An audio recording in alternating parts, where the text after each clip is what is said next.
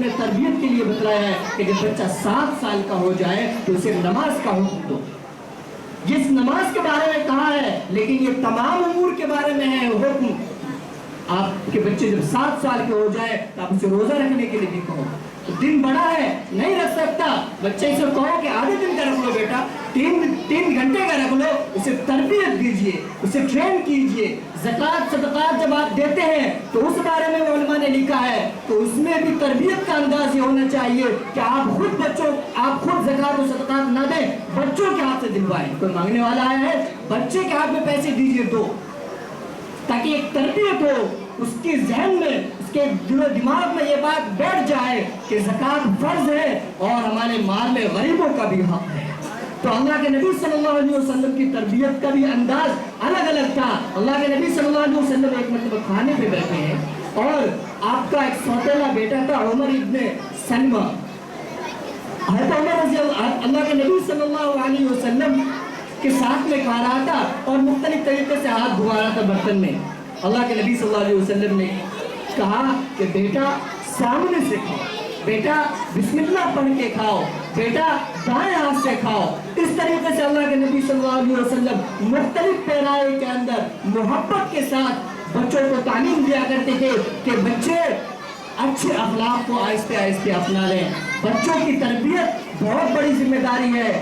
تو اللہ کے نبی صلی اللہ علیہ وسلم نے فرمایا کہ کلکم راعٍ کلکم مسئول عن رعیتہ. ان بچوں کی اگر ہم نے صحیح تربیت نہیں کی تو اس کے بارے میں آخر میں ہم سے سوال ہوگا کہ ہم نے ان کے حقوق کو ادا کیوں نہیں کیا. حضرت عمر بن خطاب رضی اللہ تعالیٰ عنہ نے جو دوسری بات کہی ہے وہ یہ کہ اچھے نام رکھو. نام بھی بچوں کا اچھا رکھنا چاہیے.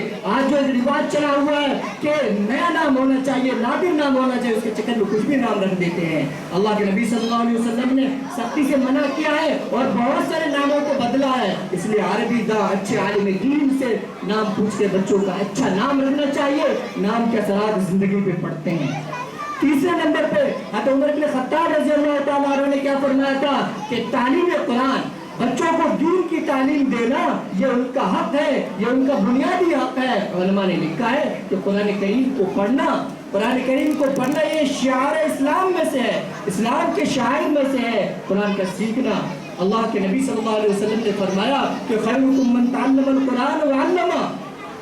ہم جب اس فریضے کو ادا کرتے ہیں تو جہاں ہم ثواب حاصل کرتے ہیں, ہمارے یہ نونہال بچے بھی دنیا کے بہترین مخلوق بنتے ہیں. اس وقت جب ہمارے نونہال بچے اپنے معصوم قدموں سے چل کر ہمارے مکتب آتے ہیں تو اس کی بھی بڑی فضیلت ہے. اللہ کے نبی صلی اللہ علیہ وسلم نے فرمایا کہ من سلک طریقا یلتمس فیہ علما سہل اللہ بہ طریقا الی الجنہ, کہ جب کوئی علم حاصل کرنے کے لیے چلتا ہے تو اللہ تبارک و تعالیٰ اس کے لیے جنت کے راستے آسان کر دیتے ہیں. اور فرمایا کہ جب کہیں پہ لوگ جمع ہو کر قرآن کریم کو پڑھاتے ہیں تو حفت علیہم الملائکہ, جو فرشتے ہیں اس پہ سایہ کر لیتے ہیں.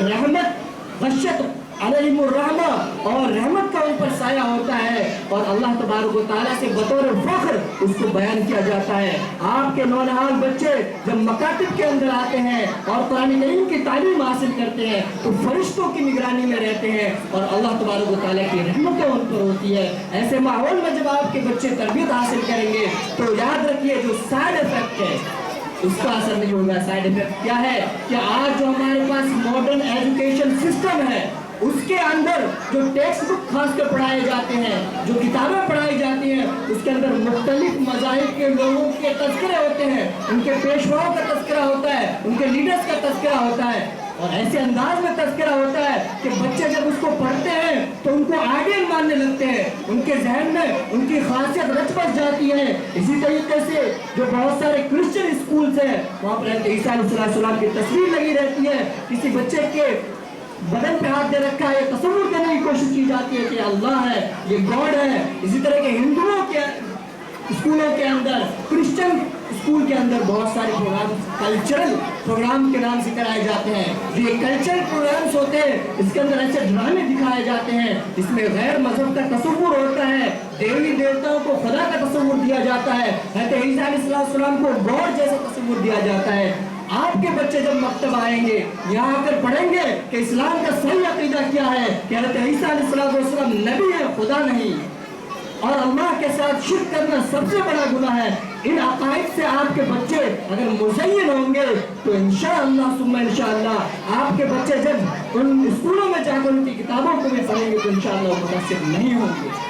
اسی لیے آج کے دور میں ان مکاتب کی اہمیت اور بھی زیادہ ہو جاتی ہے کہ ہم اپنے بچوں کو ان مکاتب کے اندر بھیجیں اور قرآن کریم کی تعلیم سے ان کو مزین کریں۔ اللہ تبارک و تعالی ہم تمام لوگوں کو بچوں کی صحیح تربیت کرنے کی توفیق عطا فرمائے۔ وآخر دعوانا الحمدللہ رب العالمین۔